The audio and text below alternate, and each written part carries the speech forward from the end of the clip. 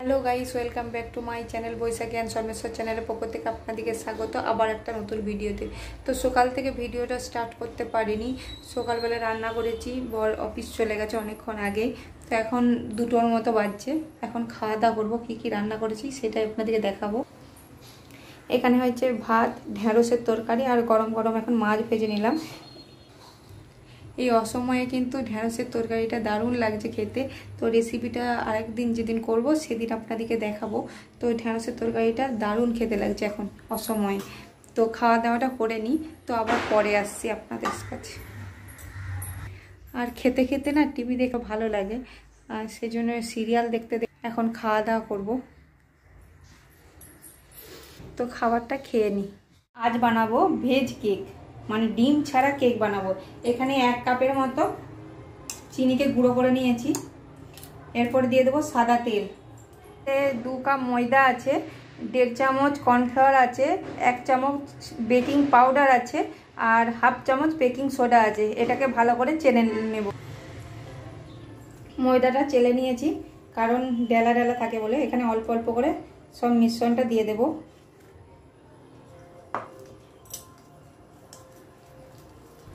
আপনারা চাইলে কর্নফ্লাওয়ার বদলে সুজি দিতে পারেন।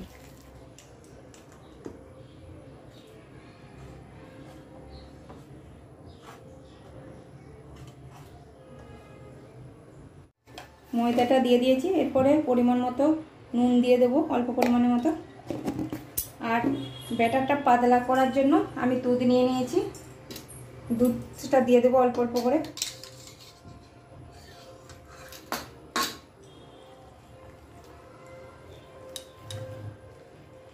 দুধটা কিন্তু গরম করে তারপর ঠান্ডা করে নিয়েছি। মাখিয়ে নিই, তারপর আসছি। গুলে নিয়েছি, দেখুন মিশিয়ে নিয়েছি পুরোটা। এরপর দিয়ে দেবো একটু ভ্যানিলা এসেন্স, মানে 1 সিপির মতন।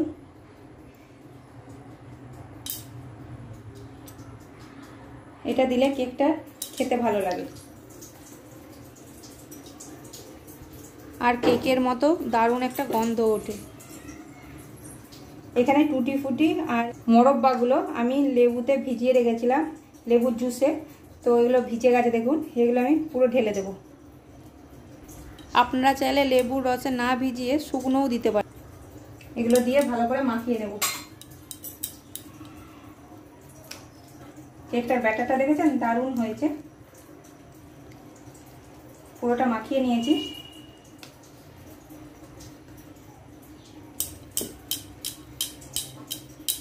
আপনারা চাইলে এখানে কিন্তু কাজু বাদাম আর কিশমিশ অ্যাড করতে পারেন, আমি দেব না।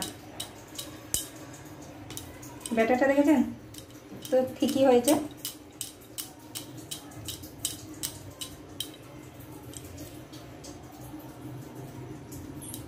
এরপর কড়া বসিয়ে এরকম একটা স্ট্যান্ড দিয়ে দিয়েছি, দিয়ে কড়াটা গরম হতে দেব। এখানে একটা কেকের মোল্ড নিয়ে নিয়েছি লাভ শেপের। তো এটাতে আমি সাদা তেল মাখিয়ে নেব। আপনারা চাইলে কিন্তু বাটার মাখিয়ে নিতে পারেন। সাদা তেল মাখিয়ে নিয়েছি, এর উপরে একটু ময়দা ছড়িয়ে দেব। তো ময়দা ছড়িয়ে দিয়েছি। এরপরে পেস্টটা ঢেলে দেব।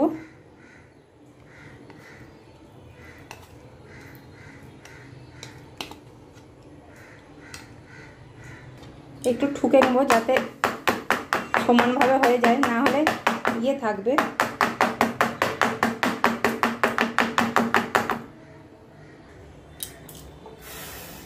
গ্যাসটা কড়াটা গরম হয়ে গেছে। এরপর দিয়ে দেবো, এটা চাপিয়ে দেবো। চাপিয়ে ঢাকা দিয়ে দেবো। 1/2 ঘন্টার মতো লো আঁচে হতে দেব। হয়ে গেছে। তো আমি এরপর ঢাকনটা খুলে দেখব যে হয়েছে নাকি। এখনও মনে হচ্ছে হয়নি। এই যে রস উপরে বেরিয়ে এসছে, তো টুথপিকটা তবুও এখনও হয়নি, এখনও লাগবে। 1 ঘন্টার মতো লাগবে। 30 মিনিট হয়ে গেছে। তো এরপর ঢাকনটা খুলে দেখব এখনও কি হয়নি না কাঁচা আছে। এখনও কাঁচা আছে, তো এখনও হবে।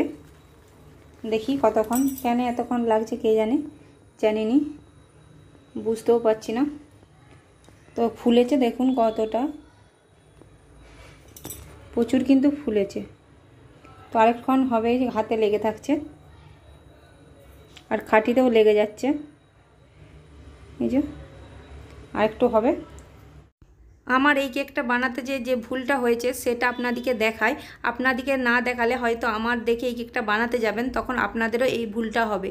তো সেই জন্য আমারও সংশোধন করানো উচিত, সেই জন্য দেখাচ্ছি। এই দেখুন ধারগুলো কতটা ছেড়ে ছেড়ে গেছে, কিন্তু মাঝখানটায় রস বেরিয়ে এসছে, কারণ এটা লেবুর রসের জন্য।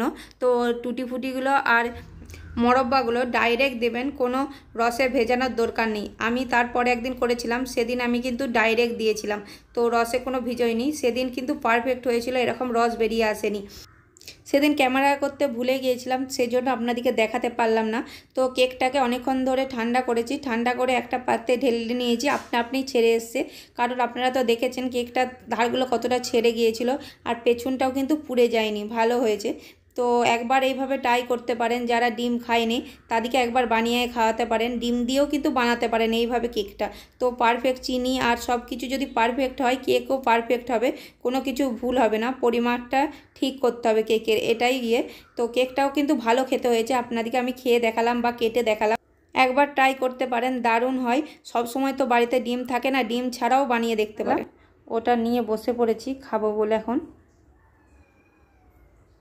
কেকটা বানিয়েছি বলে বলছি না, সত্যি করে খুব সুন্দর খেতে হয়েছে। সে রাত্রেবেলায় যে চিকেন কষা হচ্ছে, তেল বেরিয়ে গেছে, এরপর জল ঢেলে দেব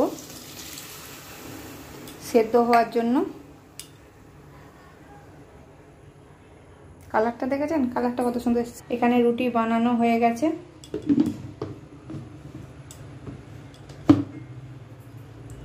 আর এখানে চিকেনে জল ঢেলে দিচ্ছি। এরপর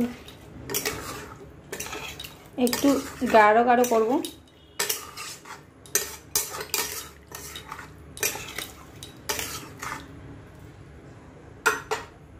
চিকেনটা কষা হয়ে গেছে, ওকে রুটি বেড়ে দিয়েছি, আর ও একটা খাবার নিয়ে এসছে। এখানে আছে দুটো সয়া সস, একটি রেড চিলি সস, আর এই সসটা দারুণ লাগে খেতে। না, আরেকটা আছে রেড চিলি সস।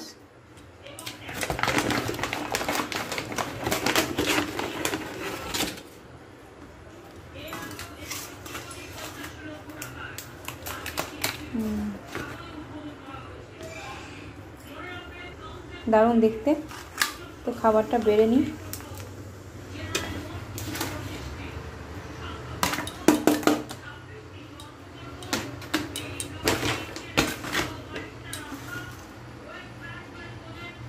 বেড়ে নিয়েছি, আর ওখানে ও রুটি বেড়ে নিয়েছি, ওকে চিকেনটা দিয়ে দিই। বলছি রাইসটা দেখতে দারুণ। আমি রিসেন্ট মিটিং করে এসেছি বাংলার জন্য প্রধানমন্ত্রীর কাছে। তিনি আমাকে বললেন ওই রাইসটা খেতে চাই না, সেই জন্য ওই রাইসটা দিলাম না, ওকে রুটি দিলাম।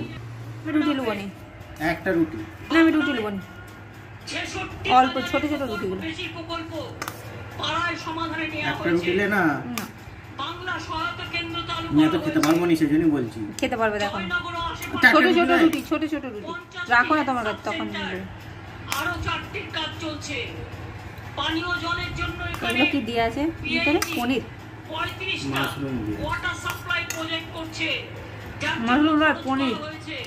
277 কোটি 26 লক্ষ টাকা বারুইপুর আমরা করেছি, গোল্ডেন রাইস, যার মূল্য প্রায় 4023 কোটি ভালো টাকা। হতো। খাবারটা খেয়ে নিই। তো আজকের ভিডিওটা এই পর্যন্ত। আপনাদের যদি ভালো লাগে লাইক, কমেন্ট, শেয়ার আর সাবস্ক্রাইব করতে ভুলবেন না। আজকের মতো টাটা। আপনারা ভালো থাকুন, সুস্থ থাকুন। সবাইকে জানাই গুড নাইট, শুভরাত্রি। আবার দেখা হবে অন্য